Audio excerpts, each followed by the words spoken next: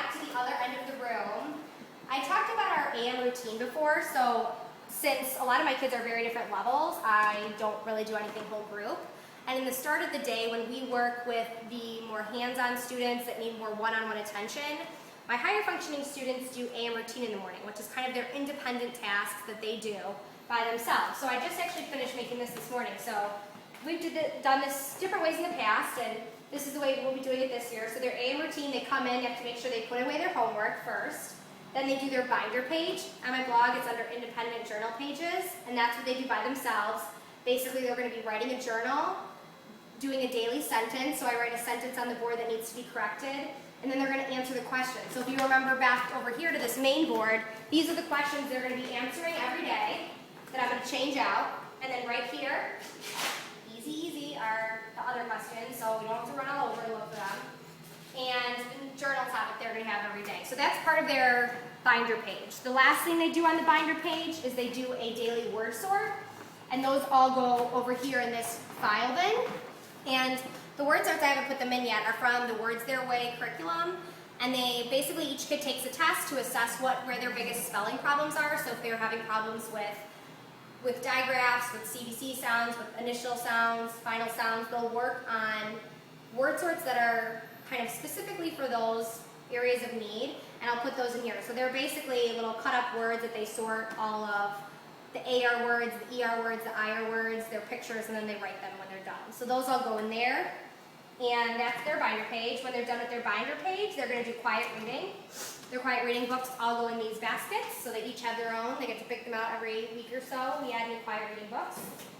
Quiet reading is not always very quiet with my kids. Sometimes they just read out loud, but it's okay because they're still reading on their own. And then last, they're going to do a game. So over here, I'm going to write every week every day who's in charge of the game. My kids love being in charge, and it's a great way to kind of put someone to be the leader in the group. And even though they usually tend to play the game with the kids, I've never seen like 6 to 8 kids with autism play games like my kids have for, I mean, an hour, 2 hours. They love it, but it's that being in charge and being the one to like tell the other kids what to do. Like, what kid doesn't love that? So every week we're going to write in like the initials. We worked a lot on initials last year because I think that's an easy way to tell kids whose turn it is. So write down whose initials, whose turn it is to be in charge, and then that student will be in charge. And also, each kid's going to get a turn every week to type their journal. So we'll also write initials in there. So if it's Monday and your name is here, here's the visual right under here for it's your day to be in charge of the game, and here's the rules on how to do it. So wait for everyone to get done with quiet reading, pick a game. So it really breaks it down step by step for that student. And the same thing for typing a journal. So it's your day to type the journal. How do you do this? And how does this look? So I think embedding those steps into your day is so important. So that's kind of what they'll be doing. And then Fridays they'll be doing a class job. So we can use our Velcroed on, so we can easily switch those up. So they'll do a different job every week. So they'll get a chance to practice different life skills. Our classroom schedule is here, which is kind of a rough estimate because everyone's a little different, but that's roughly what we're going to be doing every day. And all the games that they play independently are out here. I haven't labeled these yet, but here's all our independent games that the kids will pick from for AM routine. Over here we have, kind of to note, for the color-coded schedule, I have lunch and gym music visuals right here. So again, when they're going to lunch, I don't like my kids to leave with their packs. Some people do, but that's a really great way for them to get lost. So when they're going to lunch, they'll come match it here and then go to lunch. Or if they're going to gym, they'll come match it to gym and go to gym. Other important visuals I have by the door are timeout, I want bathroom. If you think about if a kid's going to go to the bathroom, they're probably going to go to the door. So then instead of running out and you getting mad, they can grab this and hand it to you. Also, I have a fire drill social story. This is free on my Teachers Pay Teachers. This is has helped me a lot. When there's a fire drill, I can grab it. So my kids that struggle with fire drills then, I already have it downstairs when we're outside.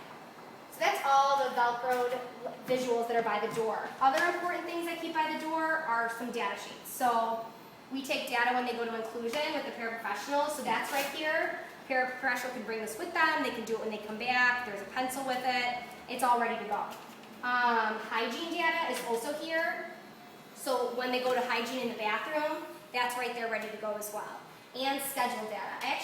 Sometimes I keep this by the color-coded schedules too, but I think because we have so many kids on those this year, I put it more in the middle of the room. So it's kind of where you're going to be taking the data is where the data sheets go. I also have all my schedules, which these are last year's, lesson plans, and evacuation plans. They're all by the door, so if someone comes in and asks me for them, I know where everything is right away.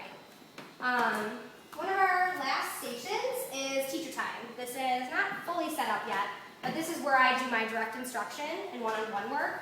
I have a kind of a file folder for each student that I have their clipboard with all their IEP goals on here.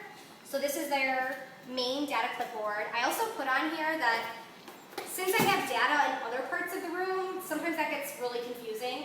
So I do put on the main data sheet if they have another goal that's being taken data on, say in language or in reading with one of the aides, I write that on the bottom. So when I'm going to an IEP meeting, I know where all their data is. It might not all be on this sheet. Maybe we're taking behavior data up on the main part of the room, but I know where to go find it.